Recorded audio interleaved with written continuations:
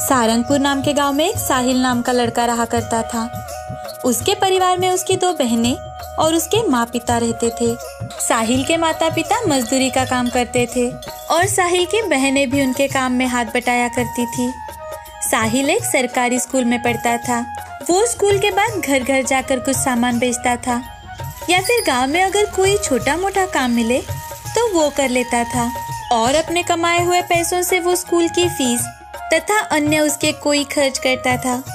एक दिन साहिल के पिताजी साहिल से, अरे साहिल, तुम्हें कितनी बार कहा है मैंने, थोड़ा हमारे काम में हाथ बटा दिया करो, लेकिन तुम हो कि अपनी पढ़ाई लेकर बैठ जाते हो हमेशा। पता नहीं पढ़ लिख कर क्या करना चाहते हो। पिताजी, मैंने भी आपको कितनी बार कहा है, कुछ भी हो जाए लेकिन मैं अपनी पढ़ाई नहीं छोड़ने वाला। हाँ हाँ, पढ़ लिख कर तो बहुत बड़ा अफसर बन जाएगा ना। अरे कोई काम नहीं मिलता हम जैसे को। मेरी बात मान और घर में अभी से हाथ बटाना शुरू कर दे। और हाँ, अगर तूने ऐसा नहीं किया तो मेरी भी एक बात याद रखना, मैं भी तुझे कोई मदद नहीं करूँगा। पिताजी, अगर मैं जिंदगी में कुछ करूँगा ना तो कुछ बहुत ही बड़ा करूँगा, नहीं तो कुछ नहीं करूँगा।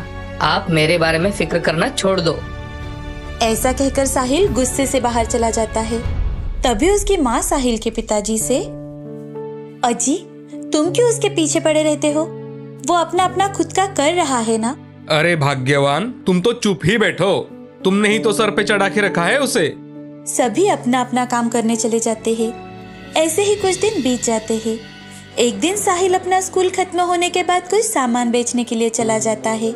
साहिल गांव गांव जाकर लोगों के दरवाजे खटखटाता है तो कुछ लोग उससे सामान खरीदते हैं तो कहीं पर लोग उसके मुंह पर दरवाजा बंद कर देते हैं। ऐसे ही एक दिन बहुत धूप में साहिल अपना सामान बेच रहा था कि तभी वो एक दरवाजा खटखटाता है। एक सुंदर सी लड़की दरवाजा खोलती है। तभी वो लड़की साहिल का चेहरा देखकर समझ जाती है कि उस लड़के को बहुत ज्यादा भूख लगी है। वो झट से अंदर चली जाती है और एक गिलास दूध भरकर साहिल को देती है। साहिल को सच में बहुत ज्यादा भूख लगी थी तो साहिल भी झट से दूध पी लेता है और उस लड़की से, थैंक यू मैडम, आप जो सामान लेना चाहो वो आप ले सकती हो। नहीं भाई साहब, मुझे कुछ भी सामान नहीं चाहिए, लेकिन आप बहुत भूखे लग रहे थे इसीलिए मैंने आपको एक गिलास भरकर दूध दिया। मेरी माँ कहती है कि भूखे की हमेशा मदद करनी चाहिए। तो आपको भी इसमें से कुछ सामान लेना ही होगा, दूध का बिल समझकर। नहीं नहीं, मुझे कुछ भी नहीं चाहिए। क्या पता, शायद कभी आप मेरे काम आ जाओगे। अब साहिल वहां से चला जाता है। ऐसे ही कुछ साल बीत जाते हैं। साहिल जी जान लगाकर मेहनत के साथ साथ पढ़ाई भी कर रहा था। आगे चलकर वो एक बहुत अच्छा डॉक्टर बन जाता है। अब साहिल के घर के हालात भी सुधर जाते हैं, लेकिन दूसरी ओर उस लड़की के घर के हालात बहुत खराब हो जाते हैं और उस लड़की को हार्ट की बीमारी हो जाती है। उस लड़की के परिवार के पास बेटी के इलाज के लिए भी पैसे नहीं थे। उसी में एक दिन उसकी तबीयत बहुत ज्यादा खराब हो जाती है। जैसे तैसे कर वो शहर के एक बड़े अस्पताल में उसे लेकर आते हैं और जैसे ही उस लड़की की फाइल साहिल के पास जाती है, वो उस पर गांव का नाम और उस लड़की का नाम पढ़ता है तो उसके सामने वो दूध पिलाने वाली लड़की आती है। वो झट से बाहर जाकर देखता है तो वो वही लड़की थी जिसने भूखे को दूध पिलाया था। साहिल तुरंत ही कुछ एक्सपर्ट डॉक्टर को बुलाता है और उसका अच्छे से ऑपरेशन करता है। कुछ ही दिनों में लड़की बिल्कुल ठीक हो जाती है, लेकिन अब उसके माता पिता के सामने बिल देने की चिंता सताने लगती है। तभी उस लड़की के पास एक नर्स आती है और उसके हाथ में एक लिफाफा रख देती है। लड़की उस लिफाफे को खोलकर देखती है तो उसमें उसका बिल पेड करने की रिसिप्ट थी। ये देखकर लड़की और उसके माँ पिताजी हैरान रह जाते हैं। उसी लिफाफे में एक और कागज की पर्ची थी जिस पर लिखा था 1 गिलास दूध का बिल। वो पर्ची पढ़ते ही लड़की को वो सामान बेचने वाला लड़का याद आ जाता है जिसे कभी उसने 1 गिलास दूध पिलाया था और वो बहुत ज्यादा भावुक हो जाती है। वो अपने माँ पिताजी को सारी बात बताती है और सभी भगवान के साथ साथ उस बिल पेड करने वाले का भी धन्यवाद करते हैं। ये सारी घटनाएं साहिल अस्पताल के रूम के बाहर से देख रहा था। उन्हें खुश देखकर साहिल भी खुश हो जाता है। लीलापुर नाम के गांव में गगन अपनी बेटी रुचि और बूढ़ी माँ रमा के साथ रहा करता था। गगन मजदूरी का काम करके अपने घर का गुजारा जैसे तैसे चला लेता था। रुचि अब 12वीं कक्षा में थी, तो इसीलिए वो मन लगाकर पढ़ाई किया करती थी। उसकी पढ़ने के प्रति लगन देख गगन बड़ा ही खुश था। एक दिन गगन की माँ रमा गगन से, बेटे, मैं कुछ दिनों से सोच रही थी कि रुचि की अब 12वीं पूरी हो जाएगी, और तुम्हें तो पता है कि हमारी बिरादरी में कहाँ इतने दिनों तक बेटी घर पर रहती है। माँ, तुम मेरी बेटी की शादी के पीछे क्यों पड़ी रहती हो? उसे थोड़ा पढ़ने दो, खुद के पैरों पर खड़ा रहने दो। देखो गगन, लड़की मायके से जितनी जल्दी ससुराल चली जाए उतनी जल्दी हमारी जिम्मेदारियां कम हो जाती है। माँ, रुचि को पढ़ाई में बहुत दिलचस्पी है और उसका हर एक सपना पूरा करना ये मेरी जिम्मेदारी है। ठीक है, वैसे भी तुम बाप बेटे कहाँ सुनने वाले हो किसी की। रमा अब काम पर चली जाती है। कुछ दिन यूं ही गुजर जाते हैं। एक दिन रुचि का 12वीं का रिजल्ट था। रुचि पूरे जिले में पहले नंबर से पास हुई थी। सभी उसकी बहुत तारीफ कर रहे थे। कुछ लोग ये बात गगन को खेतों में जाकर बताते हैं। अरे वाह गगन, तुम्हारी बेटी ने तो हमारे गांव का नाम रोशन कर दिया। आज तुम्हारी बेटी ने तो कमाल ही कर दिया गगन। पूरे जिले में पहले नंबर से पास हुई है रुचि बिटिया। क्या सच में? क्या गगन, तुम भी आज के दिन तो घर पर रहकर अपनी बेटी का रिजल्ट देखते। अरे भाई साहब, आपको तो सब पता ही है। अगर मैं एक दिन भी काम पर नहीं आया तो हमारे खाने के लाले पड़ जाएंगे। हाँ भाई, तुम्हारी बात तो एकदम सही है। हम गरीबों का तो जीवन ही ऐसे चलता है। चलो अब जल्दी से घर चलो। गगन अपने हाथ के सारे काम वैसे ही छोड़कर घर चला आता है। घर आते ही आस पड़ोस के लोग रुचि के गुणगान गा रहे थे। ये देख गगन बड़ा ही खुश हो जाता है। गगन घर में आते ही रुचि गगन से, पिताजी, पिताजी, ये देखिए मेरी मार्कशीट।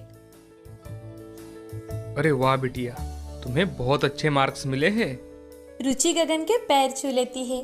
तो गगन, बिटिया, सारे जिले में सिर्फ तुम्हारे ही बारे में बातें हो रही है। मैं चाहता हूँ तुम आगे भी पढ़ाई करो। पिताजी, मैं आगे भी पढ़ाई करूंगी। मैं आगे बीए में एडमिशन लेना चाहती हूँ। हाँ बेटी, हम जल्द ही शहर जाकर तुम्हारा एडमिशन एक अच्छे से कॉलेज में करवाएंगे। ठीक है पिताजी। गगन, तू अब भी रुचि को आगे पढ़ाना चाहता है?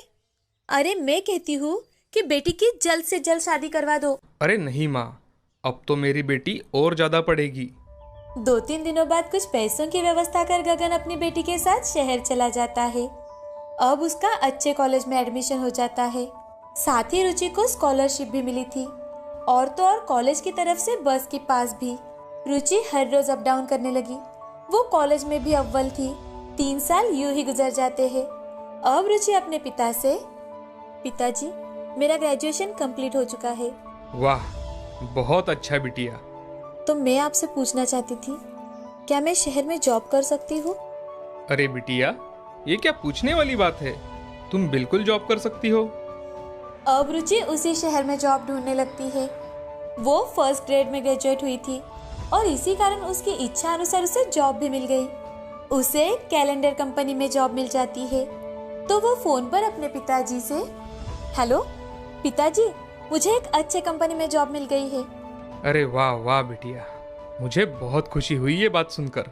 रुचि का ऑफिस में भी परफॉर्मेंस बहुत ही अच्छा था।